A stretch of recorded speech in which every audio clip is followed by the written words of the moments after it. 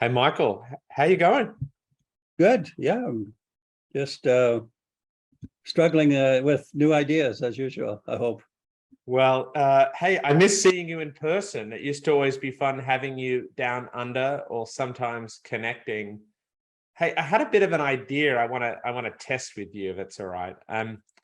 We've been talking a little bit about how this is such an important sort of inflection point in thinking about educational change. And a lot of people have been talking to me about where they think we need to go in the future, but I'm actually been wondering about whether to make our next moves, whether it's going to be just as important to understand sort of how we got to where we are in educational change. Hey, I was thinking about maybe we could have a set of conversations based on about 40 years or so of your writings as a way of kind of you helping us explore uh, where educational ideas have been moving over the decades and how you've been contributing to them as a way of kind of having a bit of an intellectual exploration of where we've been and what we've learned. And I'm thinking maybe that might help us think about where we might need to go next. What do you reckon? Yeah, I think it's very much worth doing. I mean, we know that lessons of the past get lost.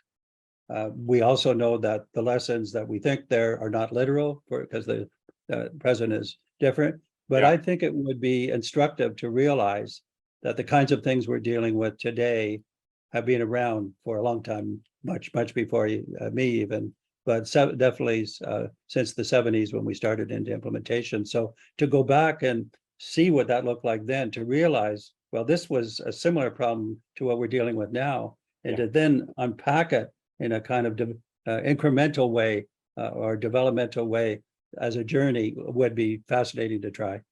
Well, Michael, I've got a little pile of books here. This is one of the piles. Yeah.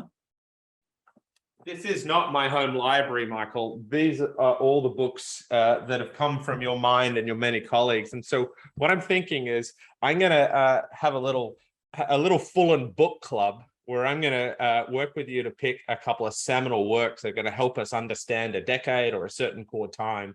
I'm going to do some reading, which is going to be a bit of a blast from the past for you.